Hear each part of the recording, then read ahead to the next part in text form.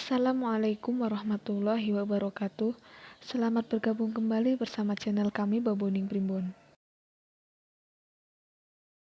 Sahabat Baboning Primbon yang dirahmati Allah Subhanahu wa taala, kisah yang diceritakan oleh seorang hamba Allah tentang mimpi seorang wali di pekuburan. Di dalam mimpi, wali itu melihat ruh ahli-ahli kubur sedang mengais-ngais rumput seperti mencari sesuatu. Tiba-tiba beliau terlihat ada seseorang roh ahli kubur yang sudah berusia tua duduk istirahat di atas kuburnya sendiri. Beliau memutuskan untuk bertanya kepada ruh orang tua tersebut. "Paman, kenapa paman sedang duduk istirahat dengan tenang, sedangkan ramai ahli kubur yang lain sedang mengais-ngais makanan di situ?" Ruh orang tua, "Jikalah kau mau tahu jawabannya, esok kau pergi ke pasar dan cari penjual daging yang masih muda di situ. Penjual daging itu adalah anakku sendiri." Wali tersebut lalu beranjak dari situ dan terjaga dari mimpinya. Keesokan harinya, wali itu mencari penjual daging yang masih muda tersebut di pasar. Setelah ketemu, beliau hanya memperhatikan dari jauh kelakuan penjual daging tersebut. Selepas penjual daging tersebut menjual dagingnya, dia sambung membaca Al-Quran. Wali tadi terkejut lalu mengambil keputusan untuk menjumpai pemuda tersebut. "Assalamualaikum anak muda, saya ada beberapa pertanyaan untuk anak muda." Lalu penjual daging menjawab, "Waalaikumsalam, ya boleh. Apakah pertanyaan itu?" "Adakah kamu mempunyai seseorang ahli keluarga yang meninggal dunia yang kubur di kampung ini?" Lalu penjual daging menjawab, "Ya ada, itu adalah ayahku. Aku bermimpi melihat ruh ayahmu dalam mimpiku. Beliau tenang di sana. Apa yang kau lakukan untuk ayahmu, wahai anak muda?" Penjual daging menjawab, "Aku membaca Al-Quran dan aku berdoa kepada Allah.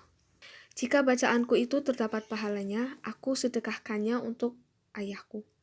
Sahabat Baboning Primbon yang dirahmati Allah Subhanahu wa taala, mengapa ruh ahli kubur yang lain sedang mengais-ngais makanan di situ? Jawabannya, mereka sedang mencari percikan-percikan doa yang didoakan oleh orang ramai dan lafaz ala kulli muslimin wal muslimat wal mukminin wal mukminat. Mengapa ruh orang tua itu hanya duduk istirahat? Adalah karena doa anaknya yang selalu dikhususkan untuknya. Pesannya, perbanyaklah berdoa untuk kedua orang tua dan saudara kita yang sudah tiada untuk kesenangan mereka di alam barzakh. Doa seorang anak akan terus sampai kepada ibu bapaknya, terutama anak laki-laki yang mana surganya di bawah ridho ibunya. Kemudian laksanakan 7 sunnah Nabi Muhammad. Yang pertama, sholat tahajud. Karena kemuliaan seorang mukmin terletak pada sholat tahajudnya. Doa pasti akan mudah terkabul dan membuat kita semakin dekat dengan Allah Subhanahu wa taala. Yang kedua, membaca Al-Quran sebelum terbit matahari.